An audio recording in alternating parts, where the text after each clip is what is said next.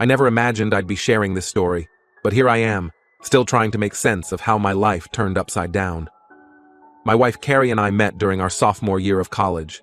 We were both part of the campus environmental club, passionate about making a difference. I remember the first time I saw her, standing at the front of the room, her eyes sparkling as she talked about organizing a river cleanup. I was smitten from that moment. We started dating a few months later, after I finally worked up the courage to ask her out. Our first date was a disaster. I spilled coffee all over myself, and we got caught in a sudden downpour without umbrellas. But somehow, that disaster turned into the best night of my life. We ended up talking for hours in a 24-hour diner, soaked to the bone but laughing like we'd known each other forever. From there, our relationship blossomed. We were inseparable throughout college, supporting each other through late-night study sessions, celebrating our victories, and comforting each other through our losses. When we graduated, we decided to stay in our college town. Carrie got a job at a local nonprofit, and I started working for a tech startup. We got married 3 years after graduation, in a small ceremony by the river we'd cleaned up together all those years ago. It felt like the perfect beginning to our life together. We bought a small house, adopted a dog named Buddy, and settled into what I thought was domestic bliss. For 5 years, everything seemed perfect. We had our routines, Sunday brunches, movie nights, weekend hikes with Buddy. We talked about starting a family, even started setting aside money for it. I thought we were on the same page about everything. But then, about 8 months ago, things started to change. It was subtle at first.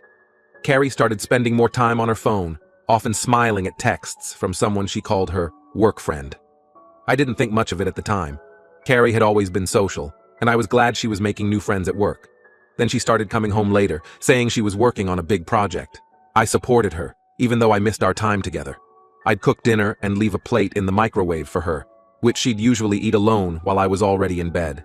As weeks turned into months, the distance between us grew. Our conversations became shorter, more perfunctory. When I tried to talk to her about it, she'd brush me off, saying she was just stressed about work. I believed her because I wanted to believe her. I couldn't fathom the alternative. Valentine's Day was when I first felt that something was really wrong. I had planned a special evening, dinner at the Italian restaurant where we had celebrated our first anniversary, followed by a walk in the park where we had our first kiss. But 2 days before, Carrie told me she had to visit her parents. It had been 6 months since she'd seen them, she said, and her mom wasn't feeling well. I was disappointed, but I understood. Family is important after all. I suggested going with her, but she said it would be a short trip, and I shouldn't take time off work. So I stayed home, had a pizza, and watched old movies with Buddy. A week passed, and things didn't improve. If anything, they got worse. Carrie was barely home, always out with friends or working late. One night, while using our shared laptop, I noticed her Gmail account was still logged in. I know I shouldn't have, but something in my gut told me to look. What I found shattered my world. There were receipts for men's shoes, size 11 when I wear a 9. A leather wallet, far more expensive than anything I'd buy for myself. A hoodie from a brand I'd never heard of. And then, the kicker, a receipt from Build-A-Bear, dated 3 days after our anniversary in November. We hadn't exchanged gifts that year because Carrie said money was tight at the nonprofit, and we should save instead. As I dug deeper, I remembered Carrie mentioning a new friend she'd been sending memes to. His profile picture was a frog, and I noticed Carrie had started following a bunch of frog meme pages around the same time this friend appeared. It seemed like such a small thing, but in light of everything else, it felt significant. I felt sick. My mind was racing, trying to piece together all the little things I'd dismissed over the past months. The late nights, the secretive texting, the sudden interest in frogs. It all pointed to one devastating conclusion. I called my twin sister, Sarah. She's always been my rock, the person I turn to when things get tough. When we were kids, she was the one who stood up to bullies for me, who encouraged me to join clubs and make friends when I was too shy. I needed her now more than ever. I told her everything, my voice shaking as I relayed each painful discovery. Sarah listened patiently, then said words I'll never forget. You deserve the truth, no matter how much it hurts. Together, we hatched a plan. We created a fake Instagram account, using a frog as the profile picture. It was a long shot, but we had to know the truth. That night, Carrie and I had a fight. It was about something stupid, dishes left in the sink, but it felt like the culmination of months of tension. Looking back, I think part of me was trying to provoke a reaction, to get her to confess or slip up. But she just got angry, accused me of nitpicking, and stormed off to the guest room. At 3 a.m., Sarah and I put our plan into action. From the fake account, she sent Carrie a simple message. "I miss you." The response came almost instantly. "I miss you too." My heart sank. The conversation continued. Carrie mentioned visiting next Sunday. When asked where they'd meet, she replied, "At our favorite spot, your sweet home." Our home. The home we'd bought together, where we'd talked about raising our future children. I couldn't take it anymore. With Sarah by my side, I confronted Carrie. I showed her the messages, the receipts, everything. She tried to deny it at first, claiming it was just a friend. But as I laid out all the evidence, her lies crumbled. She broke down, admitted to the affair, tried to apologize, but her words felt hollow, drowned out by the sound of my world collapsing. The next morning, I contacted a divorce lawyer. I couldn't stay with someone who had betrayed me so completely. The woman I loved, the woman I thought I'd spend my life with, was gone. In her place was a stranger who had lied to my face for months. As I write this, I'm still in shock. The divorce process has started, and it's brutal. Carrie's trying to paint herself as the victim, claiming I drove her to cheat by being distant and unattentive. But I know the truth. I was always there, always tried to communicate. She was the one who pulled away. Every day brings a new painful revelation. The shoes, the wallet, the hoodie, all gifts for her lover. The Build-A-Bear? A custom-made frog, because of course it was. Even Buddy seems confused, whining at the door of the guest room where Carrie's been sleeping. Friends and family are shocked. We'd always been the perfect couple in their eyes. But as news of our divorce spreads, more people are coming forward with things they'd noticed, but never mentioned. Carrie and a man at a cafe, holding hands. Carrie's car parked outside an unfamiliar apartment building late at night. All the pieces of a puzzle I'd been too blind to see. I don't know what the future holds. Right now, I'm just trying to get through each day. Some moments I'm angry, others I'm devastated. But I know I can't stay with someone who could betray me like this. I deserve better. I deserve honesty, loyalty, and love. Buddy and I are staying with Sarah for now. Being in our house, surrounded by memories of what I thought was a happy marriage, is too painful. I'm grateful for my sister's support, for giving me a safe place to fall apart and start putting myself back together. This isn't the life I imagined for myself, but it's the life I have now, and somehow I'll find a way forward. If you've read this far, thank you for listening to my story. If you're going through something similar, know that you're not alone. We'll get through this, one day at a time. First update. It's been 6 months since my last post, and a lot has changed. I've moved out of Sarah's place and into a small apartment of my own. Buddy's with me. In the divorce, Carrie said she couldn't take care of a dog with her new lifestyle. I'm grateful for his company. Having him around gives me a reason to get out of bed on the tough days. I've been trying to move on with my life, focusing on details. It's reopened wounds I thought were starting to heal, but another part of me is grateful for the knowledge. It reaffirms that I made the right decision in ending our marriage. That night, I couldn't sleep. I kept thinking about the early days of our relationship, trying to pinpoint where things went wrong. Was there a moment I missed? A sign I should have seen? Or was Carrie just really good at hiding her true self? I thought about our last vacation together, just a month before I discovered the affair. We'd gone to the beach, spent lazy days sunbathing and evenings walking along the shore. Carrie had seemed happy, relaxed. Was it all an act? Or was she already planning her exit, using that trip as a final goodbye? The next day, I called my therapist and scheduled an emergency session. I've been seeing her since the divorce started, and she's been a huge help in processing everything. She reminded me that it's normal to have setbacks, that healing isn't linear.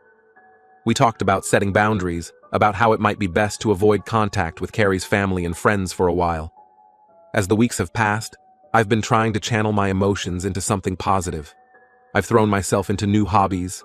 I've started learning to play the guitar, something I've always wanted to do, but never found the time for when I was married. I've also started volunteering at a local animal shelter. Being around the dogs reminds me of when Buddy was a puppy, of simpler, happier times. Work has been a welcome distraction. I've taken on some new projects, pushing myself professionally in ways I never did before. My boss has noticed, and there's talk of a possible promotion. It's nice to have something positive to focus on, a reminder that not every part of my life is defined by Carrie's betrayal. I've also been spending more time with my family. Sarah and I have weekly dinner dates, and I've been visiting my parents more often. They've been incredibly supportive throughout this whole ordeal. Dad, who's always been a man of few words, surprised me by sitting me down and sharing his own experience with heartbreak from before he met Mom. It was a side of him I'd never seen before, and it helped me feel less alone. As I write this update, I'm still processing all this new information. The anger I thought I'd moved past has resurfaced, but I'm trying not to let it consume me. I know that Carrie's current situation isn't my problem. Her choices led her there, and it's not my responsibility to worry about her happiness. Still, it's a sobering reminder that the grass isn't always greener. Cheating doesn't just hurt the person being cheated on, it often leads to pain for everyone involved. I hope Carrie finds the strength to leave her abusive relationship, not for my sake, but for hers. No one deserves to be treated that way, no matter what they've done. For now, I'm focusing on myself, on building a life I can be proud of, one that doesn't revolve around the betrayal I experienced. It's not easy, but I'm taking it one day at a time. And each day, I feel a little stronger, a little more like myself. The man I was before Carrie's betrayal, but wiser, more cautious, and ultimately, I hope, better. Buddy's nudging my hand as I type this, reminding me it's time for his walk. Life goes on, and right now, that walk is the most important thing in my world. Thanks for listening, Reddit. Your support on my last post meant more than you know. Second update. It's been a year since my divorce from Carrie, and I thought I was finally moving on. I had settled into a new routine, made new friends through my volunteer work at the animal shelter, and even started dating again. Nothing serious, just a few coffee dates here and there. But it was progress, a sign that I was healing. Buddy and I had fallen into a comfortable rhythm. Our morning walks became my favorite part of the day, a quiet time to gather my thoughts before diving into work. I'd been promoted at my job, taking on more responsibilities and challenges. It was stressful at times, but it felt good to be growing professionally. I'd also started a small garden on my apartment balcony. There was something therapeutic about nurturing these little plants, watching them grow day by day. It reminded me that growth is possible, even after devastation. But life has a way of throwing curveballs when you least expect them. Last month, I received a call from an unknown number. When I answered, I was shocked to hear Carrie's voice on the other end. She was sobbing, barely coherent.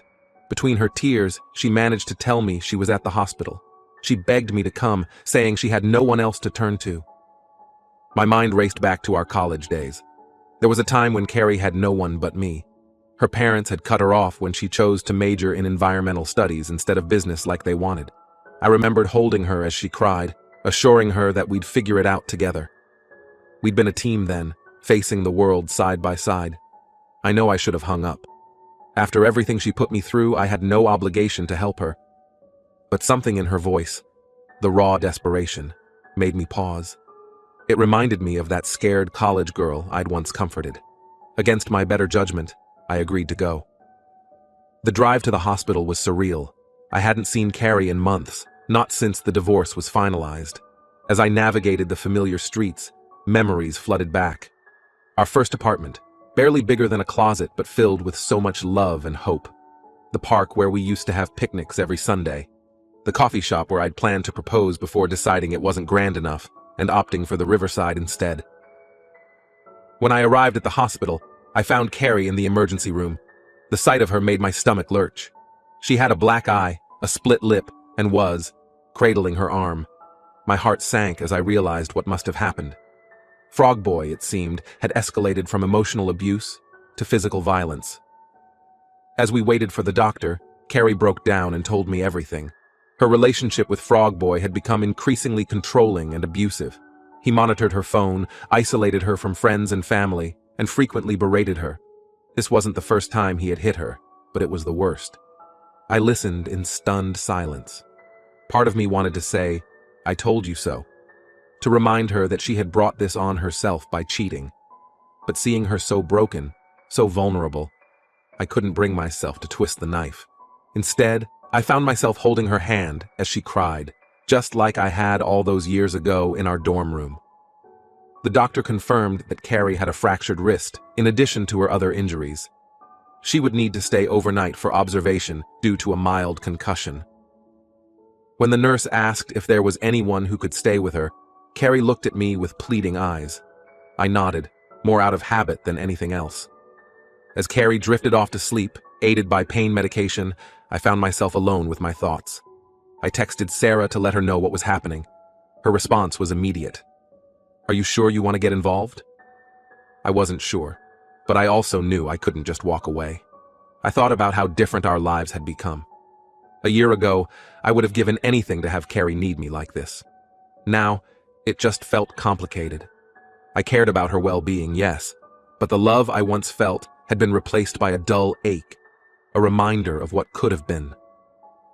The night passed slowly. I dozed off in the uncomfortable hospital chair, waking every time a nurse came to check on Carrie. In those quiet hours, I found myself reflecting on our history. I thought about our college days, when we'd stay up all night talking about our dreams. How we were going to change the world, one river cleanup at a time. I remembered the day I proposed, how her eyes lit up as I got down on one knee by the riverbank. I recalled the countless small moments that had made up our life together. Lazy Sunday mornings, inside jokes, the way she'd scrunch her nose when she laughed. But I also remembered the pain of the past year, the sleepless nights, the anger, the overwhelming sense of betrayal. The way my trust had been shattered, not just in Carrie, but in my own judgment. How could I have been so blind? As morning broke, Carrie woke up. She looked small and fragile in the hospital bed, a far cry from the confident woman I had married. When the doctor came in to discuss her discharge, Carrie asked if she could stay with me for a few days. She had nowhere else to go, she said. Her family had cut her off after the cheating scandal, and she had no close friends left. I was torn. On one hand, I wanted to help someone in need, the part of me that had fallen in. Love with Carrie all those years ago, couldn't bear to see her suffer. On the other hand, I was afraid of getting sucked back into Carrie's drama. I had worked hard to rebuild my life, to find peace and happiness again. Was I willing to risk that? In the end, I made a compromise. I helped her check into a women's shelter that specializes in helping domestic violence survivors. I even paid for a week's stay, giving her time to figure out her next steps. As I helped her settle in, I gave her the number of my therapist, encouraging her to seek help. The shelter staff assured me that they would help Carrie file a police report against Frog Boy and assist her in getting a restraining order. They also had programs to help her find a job and get back on her feet. It wasn't a perfect solution, but it was the best I could do while still maintaining my own boundaries. As I drove home from the shelter, my emotions were all over the place. I felt angry at Frog Boy for his abuse, at Carrie for putting herself in this situation, and at myself for still caring enough to help. I felt sad for the life we could have had if she hadn't cheated. And I felt a strange sense of closure. Seeing Carrie so broken, so far from the confident woman I had married, made me realize how much I had grown since our divorce. The pain of her betrayal had forged me into a stronger person. I had rebuilt my life, created new connections, and rediscovered parts of myself I had neglected during our marriage. When I got home, Buddy greeted me with his usual enthusiasm, reminding me of the simple joys in my life now. I took him for a long walk, using the time to clear my head. As we strolled through the park, I found myself feeling grateful for the peace I'd found in my new life. That evening, as I tended to my balcony garden, I realized something. In helping Carrie, I wasn't reopening old wounds or harboring hopes of reconciliation. Instead, I was acting from a place of compassion, extending kindness to another human being in need, regardless of our history. It felt like a sign of how far I'd come, that I could face my past without being consumed by it. I don't know what the future holds for Carrie. I hope she gets the help she needs and finds a way to break the cycle of abusive relationships. But I know that her path and mine have diverged for good. As for me, I'm looking forward. I have a date next week with someone I met at the animal shelter. I'm not rushing into anything, but I'm open to the possibility of finding love again. I'm planning a camping trip with Sarah next month, something we've been talking about doing since we were kids. Life is unpredictable, full of twists and turns I never could have anticipated. But I'm learning to navigate these changes, to find strength in the face of adversity. Whatever comes next, I know I can handle it. After all, I've survived the worst already. Everything from here on out is just another step forward.